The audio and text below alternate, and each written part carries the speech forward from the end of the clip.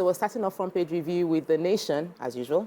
And the major headline, Edu, 10 trillion savings from subsidy removal for infrastructure others. So we're saving the 10 trillion naira that's been saved from subsidy will now be used for infrastructure and other things, while the World Bank urges government to push on with reforms.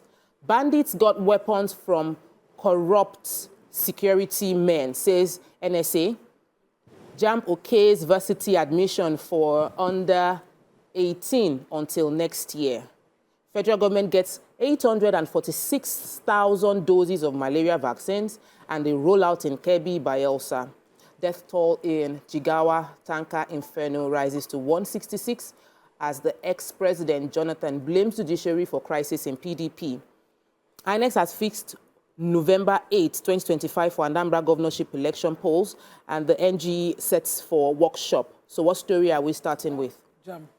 So according to JAMB's public communications advisor, Dr. Fabian Benjamin, JAMB has released a statement titled JAMB has taken cognizance that due to different reasons, some institutions expect 2024-2025 admission to run through July 2025.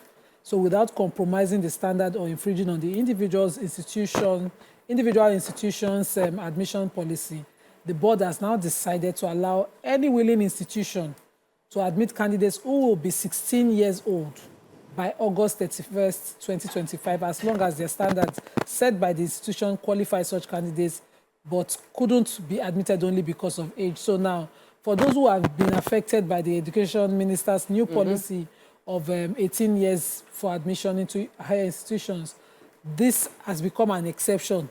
So there's now been an exception for you guys till 2025, August 31st. Any child above 16 and below 18 for that 1 year period can still qualify for admission in interested institutions. I'm taking the story because I got a feedback after our hot topic on that topic that a young girl, an exceptional student in Kaduna, she had over 300 and something, I think 380 something in her JAMB, was refused admission across all the higher institutions she had applied, including private universities. And her parents were really heartbroken because of it. But now, I've sent the story immediately to her cousin, hoping that they can now approach. But the parents didn't even intend for a federal, they wanted a private university. But most of the private universities are saying because they are private, they will be the first to be picked. Yes, if they disobey. Yeah, she's an exceptional candidate. Okay, so I have the story of the malaria vaccine. They said Nigeria has received 846,000 doses of the malaria vaccine from Gavi. This is to combat malaria. They said the vaccine proves to reduce malaria cases and mortality among young children. And also, Nigeria is the third country to adopt it, ahead of Ghana and Kenya.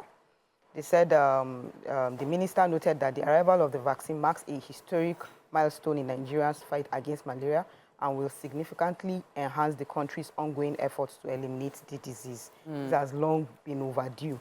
And they also said that the government has developed a strategic distribution plan to prioritize regions most affected by malaria, particularly in rural areas where access to healthcare is limited.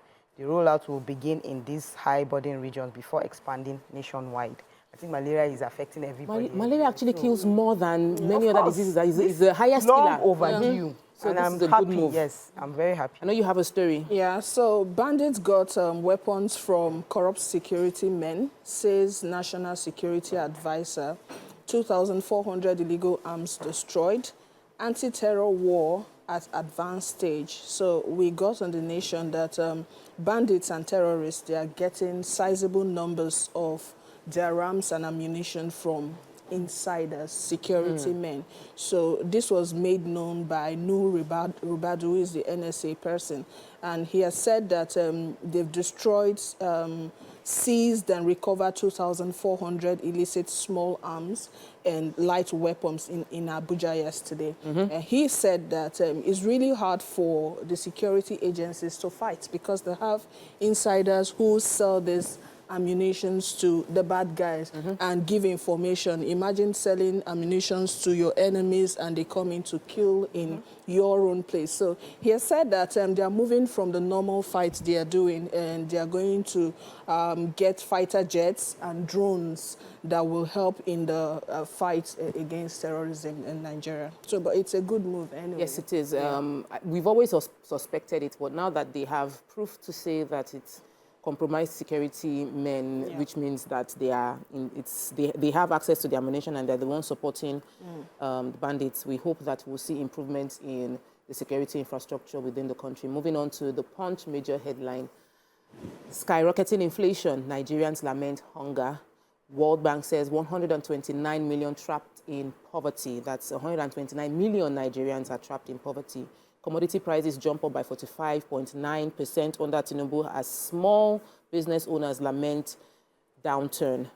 Government orders discos to replace phased-out meters, and cholera has killed 378.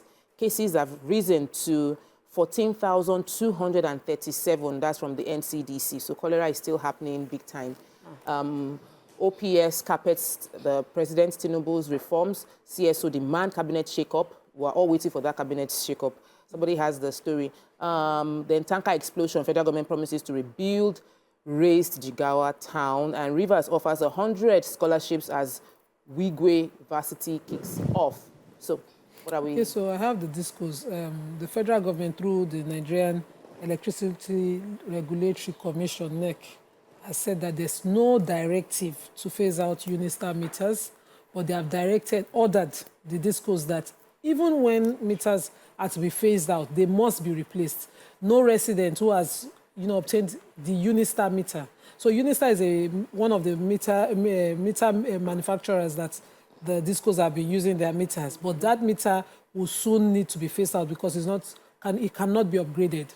And so due to technology, it can't be upgraded. Over time, they will have to phase it out. But the government says there's no such directive to phase it out immediately, but eventually it will be. So government is saying with a 7 million deficit of metered people, they cannot allow discos just phase out a set of meters without replacement.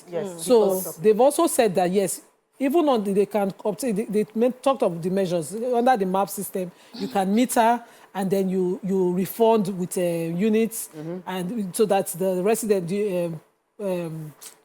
consumer obtains the meter fully financially, and then the discos pay it back with units. Electricity. So you can use that kind of arrangement to replace, but do not leave a person unmetered. And it's important that we don't even... What has been going on is because the newer meters tend to read faster-ish, according to those that have moved from the old meter system to the new one. So they go to people that already have meters, and then they want to upgrade them, where there are many Nigerians that are not metered. So let's focus on getting everybody metered before now starting to upgrade the other ones that exist. So